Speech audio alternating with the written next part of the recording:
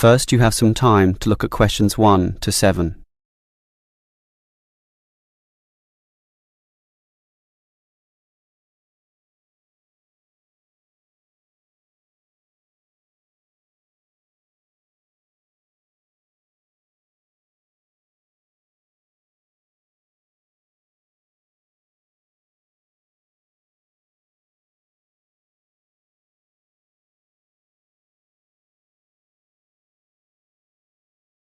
Now we shall begin.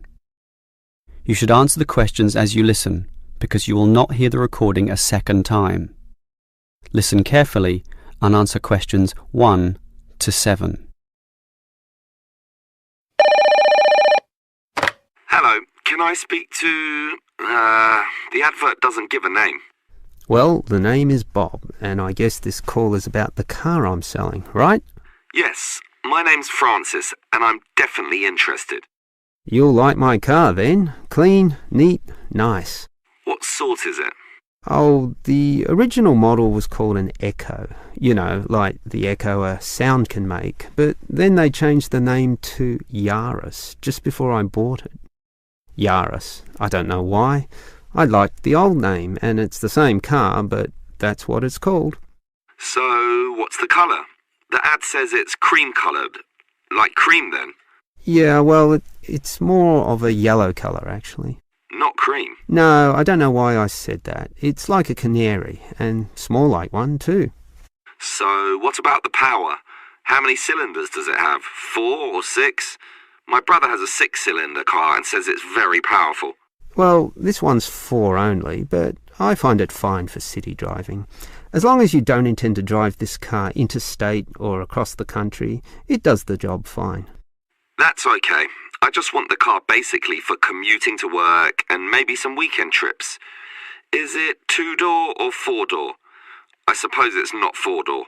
The car's too small for that, right? Right, just 2 doors, as you say. The front seat bends forward to allow entry into the rear. That's fine by me. This car is just for my girlfriend and I anyway. What about accessories? Radio, CD player, anything else? Does it have an air conditioner? Well, no, it doesn't, but I don't find that a problem. I just open the window. I mean, if you really want, you can pay to have an AC installed. Basically, the only additional feature this car has is a radio, but it's still a great deal. That depends on the price. You say you want $12,800, right? Yep, about that.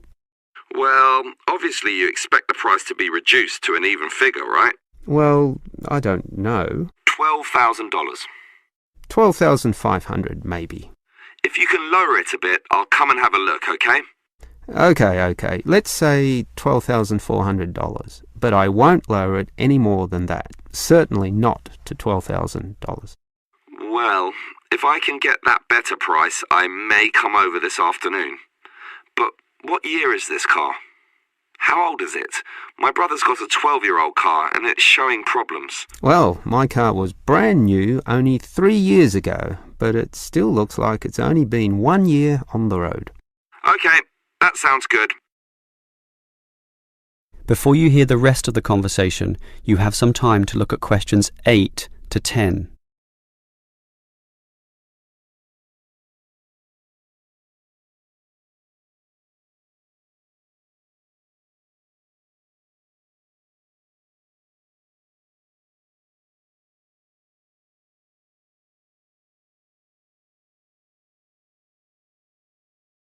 Now listen and answer questions 8 to 10.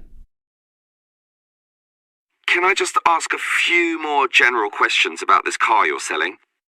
Sure. Can you just tell me why you think it's such a good deal? Of course, I won't necessarily believe you, but just tell me what you think. You can believe me. I honestly think this is a nice car, well worth buying at the price I'm asking. How much registration does it have left? To be honest, not so much, but I think having lots of registration is irrelevant. It's the car you're paying for, the quality and advantages of the engine itself. Well, what about that then? Okay, many people like to accelerate down the freeways, right? There are a lot of speed demons out there who think quickness is all that matters, but basically, people are mostly trapped in city traffic. So one of the things I like is that because this car is small, you can put it anywhere. Say you're in the city wanting to duck into a shop. Well, you can fit this car in any little space while you go shopping or do other things, and that saves you a lot of time. Yeah, but it's not that powerful, right? Oh, sure, the feel of a smoothly purring six-cylinder engine attracts many people, but I compare my car to those small football players with the tight turning circles, those who can run rings around the larger players. This car is like that. It can turn this way and that way, dodge here, duck in there, sneak around corners, squeeze ahead and grab a position. That's also very useful when travelling in city traffic. Okay, I'll think about it. Sure, think about it, but all these advantages are sound and appeal to other buyers as well. No one holds the same car forever, so you can say exactly the same things that I just said when you want to sell the car. That will make it very easy for you to pass this car on to the next buyer. Yeah, maybe you're right. That is the end of part 1. You now have half a minute to check your answers.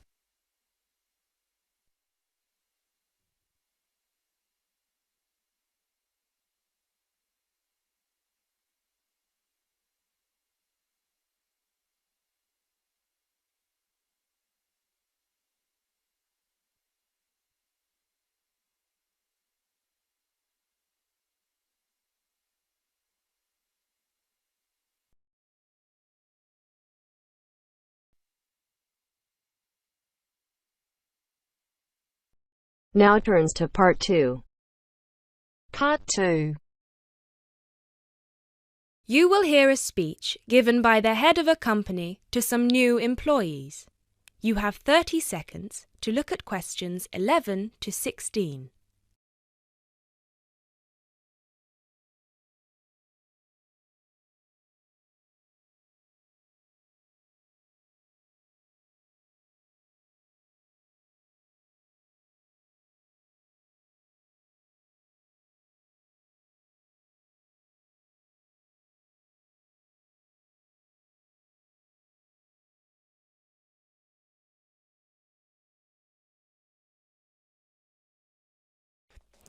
First of all, a warm welcome to Barker's Country Safaris. We're delighted to have you all on board for this season.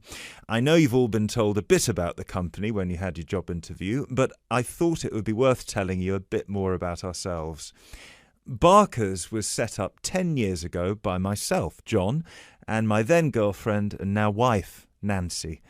We started it initially just as a hobby.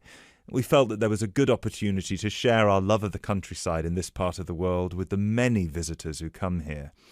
As you know, most people come for the beaches in the summer, but there is so much more to the region, and this is what we wanted to exploit.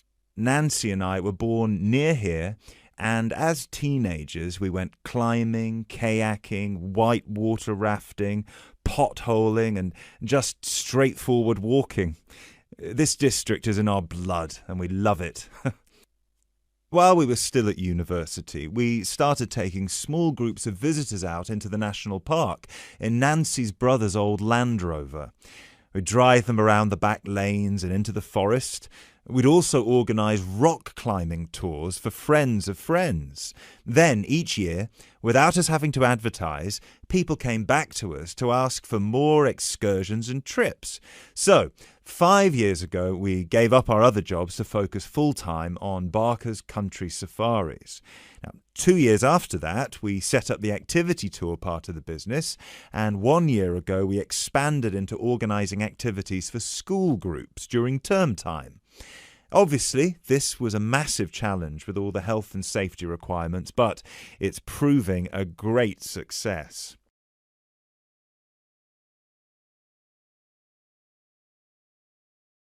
You now have 30 seconds to look at questions 17 to 20.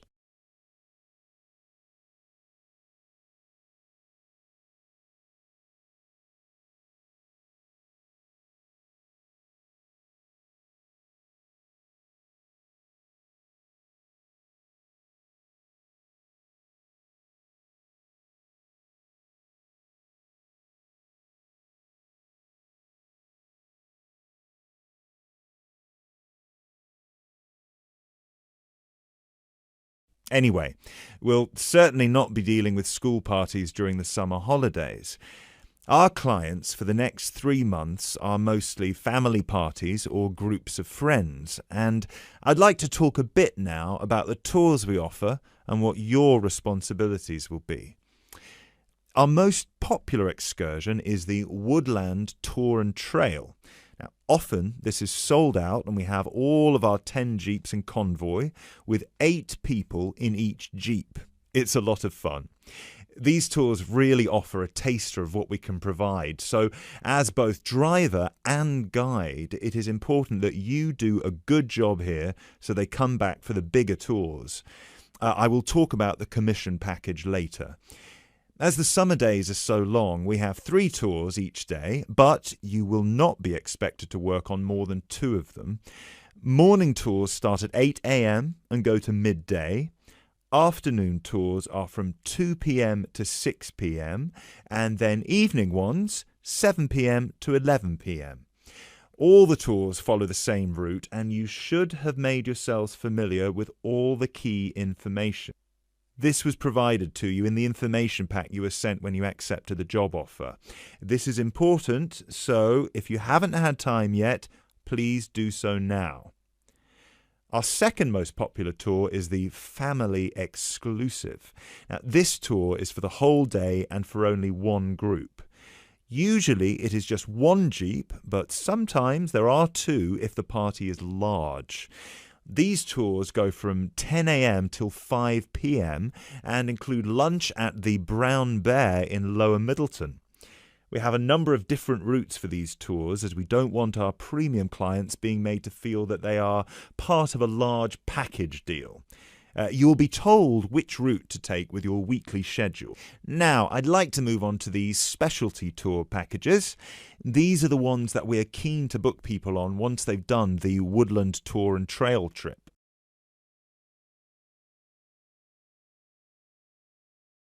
That is the end of part 2. You now have half a minute to check your answers.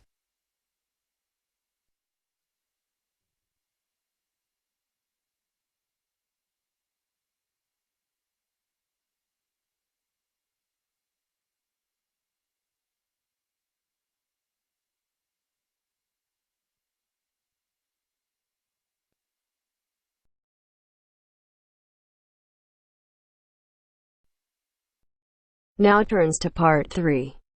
Part 3.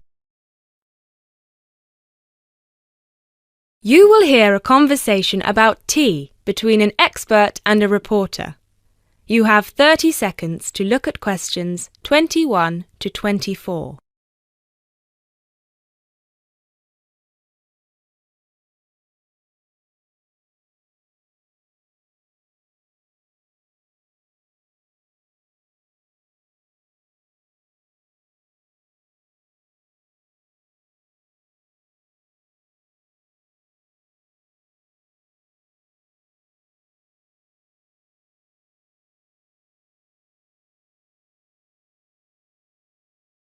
Hi Jacob, thank you so much for coming along today. It's my pleasure. I'm very intrigued about what a tea meditation entails exactly.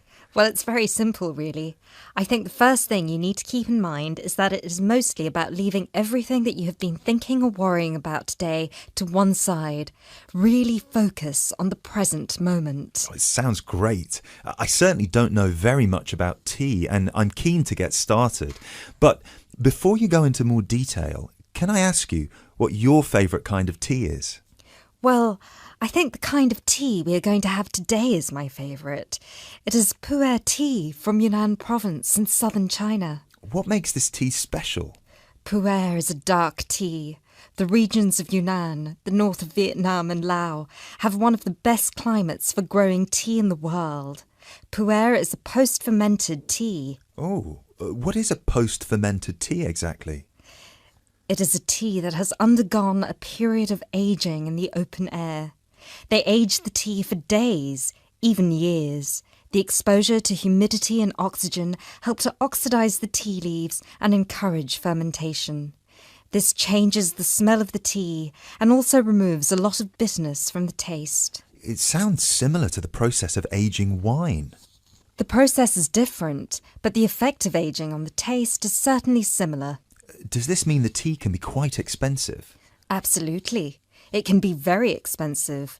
The tea is usually pressed into balls or cakes and sold. At one time, only tea enthusiasts cared about buying these cakes, but now many people have realised that they are an investment, and so buy them like they would buy gold, because the price goes up a lot over time.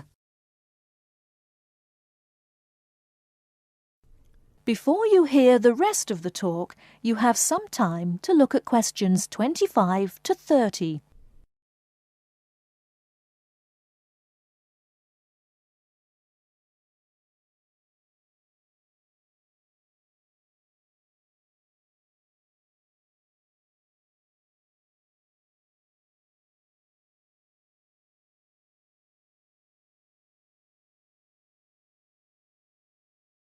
Now listen and answer questions 25 to 30.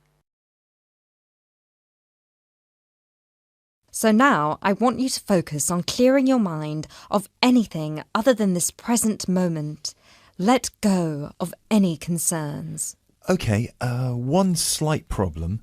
I will need to record our conversation, and I will need to take notes for the article. I plan to write about this for my newspaper.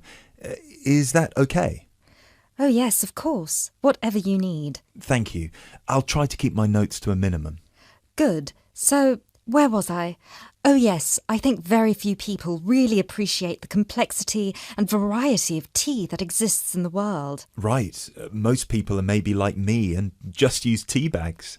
Exactly. And with a tea bag, the tea is trapped inside and cannot move around freely. You can really taste the difference drinking a brewed tea that was free to move around through all the water. So, do you ever use tea bags? Never. There are many different kinds of tea: white, yellow, black, green, oolong, matcha, herbal, and many others. Each one has its own unique properties. To fully experience what each tea has to offer, you must brew it in the correct way. I also believe in only drinking tea that is picked and sorted by hand, rather than using mechanical processes. Although it takes more time, the tea made by hand is so much better that it leads to an increase in the tea's sales. But in that case, surely if there is more interest in the tea, and with the time-intensive farming process, this means there could be shortages because the demand is higher than the ability to produce it. There were shortages for a while, but then an artificial fermentation process was developed in the 1970s, which helped to speed up the fermentation times. As I mentioned, this process has an aging effect on the taste of pu'er tea that is very similar to the effect on the taste of wine that you get from that fermentation process, though for pu'er tea today, we're talking about that artificial process. How can they do this artificially? The farmers gather the tea leaves into a big pile, then cover it with a large sheet or tarp. They spray water on the tea every now and then, and therefore fermentation happens faster. Usually, the tea is left for 30, 45, 60, or even 90 days still. The farmer will check the tea every few days, and just by the feel of the tea, he knows whether it is ready or if it needs more time. Wow. That sounds like a fascinating process. I never realised that there was such a science behind producing tea. Well, now you are ready for the best part, the tasting of it. That sounds like a very good idea to me. So what I will do now is boil the water, and we can begin our meditation. What does that entail? We need to focus on only two things. The first is your mind and body. Forget everything that you have been worrying about today. Forget about what you have to do later on, or what somebody said to you earlier. Focus on your breathing and on how your body feels. If you have aches and pains, acknowledge them. Pinpoint where there is tension in your body and try to release it. Oh, yes. I can really feel tension in my shoulders. Let it go. Close your eyes if that helps. Take deep breaths in and out. Soon we will drink the tea. When you drink it, think about the taste and how it feels on your tongue. Is it easy to swallow the tea, or do you need to gulp it? Can you brew the tea leaves more than once? Oh yes, you can brew some teas more than 10 times. Now we will shift to noble silence, focusing only on ourselves and the tea. Enjoy.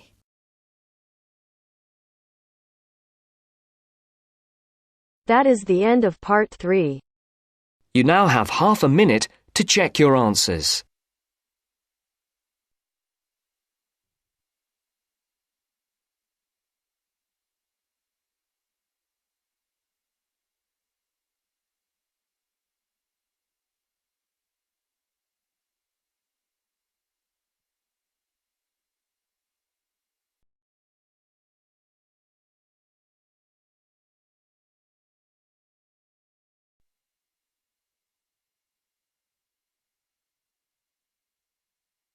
Now turns to part 4.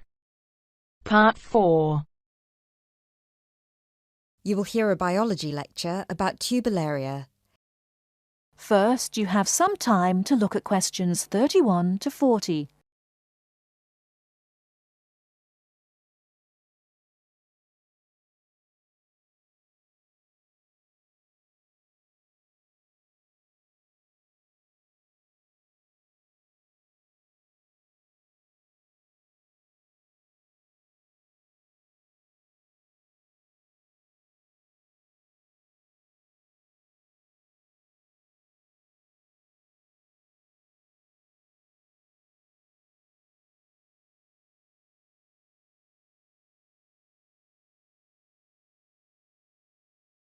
Now, listen carefully and answer questions 31 to 40.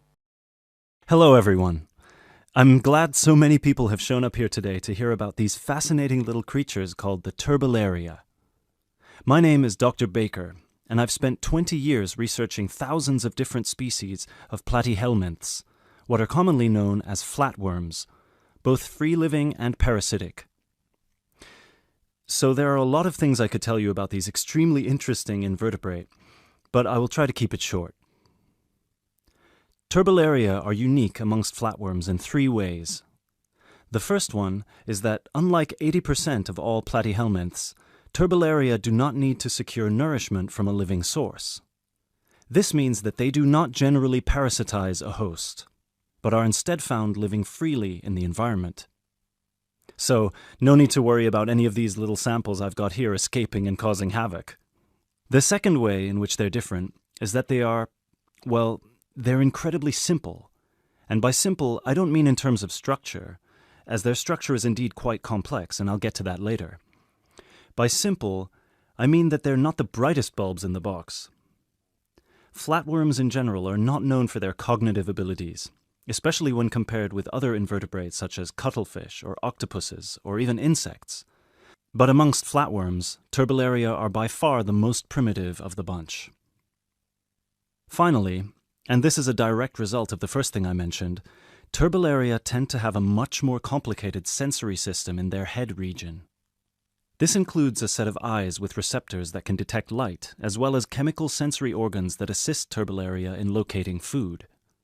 Obviously, as other flatworms receive nutrition directly from their host, they have no need for this. Despite these 3 differences, however, turbellaria are quite similar to other flatworms in all sorts of other ways. First of all, as their name suggests, they're incredibly flat, which allows them to hide under stones. They're symmetrical on both sides, and they don't have a body cavity. They also don't have any specialized respiratory, skeletal, and circulatory systems. What they do have, however, and this is what I meant when I referenced their structure before, is 3 layers known as the endoderm, the mesoderm, and the ectoderm, as well as a head region where their brain and sense organs are located, and a spongy connective tissue that fills all the space between their organs. Finally, like most species of flatworms, they're hermaphrodites. This means that a single flatworm has a set of each gender. But don't take this to mean they reproduce alone. Their preferred method of reproduction is called cross-fertilization, which means that each flatworm fertilizes the other. I mentioned before that most flatworms need a host, but Turbellaria feed from the environment. So what do they feed on? Most Turbellaria can be found either in fresh or salt water, and they feed on small insects, microscopic matter, and crustaceans. They will pretty much eat anything they find. They have no preference on whether their food is living or dead. Also, and this is the most remarkable part about their eating habits, if they ever find themselves in a situation where food is scarce, they might also feed on themselves. That's right, they'll start eating their own body, starting with the least essential muscles and organs and working their way up. They will shrink in size until they're able to find food again, at which point they'll begin to regenerate everything they've lost. One final thing about food, and apologies in advance if I disgust you, Turbellaria don't possess an anus, which means that their mouth, which is a muscular opening on the underside of their body, has to serve as one. Before I finish this presentation, one more thing you've probably heard before but weren't sure if it was a myth or not. I mentioned already that Turbellaria can reproduce on their own, but there's a second method they can use, which is known as fission. Now, as a child, you were probably told that if you cut a worm in half, it will grow into 2 new worms. That's not entirely true, but flatworms are not worms exactly, and they do have the ability to regenerate by splitting into 2, perhaps even more smaller parts, at which point each part regrows the missing organs and becomes a brand new Turbellarian. Now this is extremely important for us, and this is how I'd like to close this presentation. Because their ability to regenerate endlessly makes them virtually immortal, and it might open pathways to regeneration in human cells or slowing the human aging process, which is why scientists like myself have been studying these unique creatures, hoping to get some answers. Thank you for listening, and please come along to see me and my samples if you have any further questions.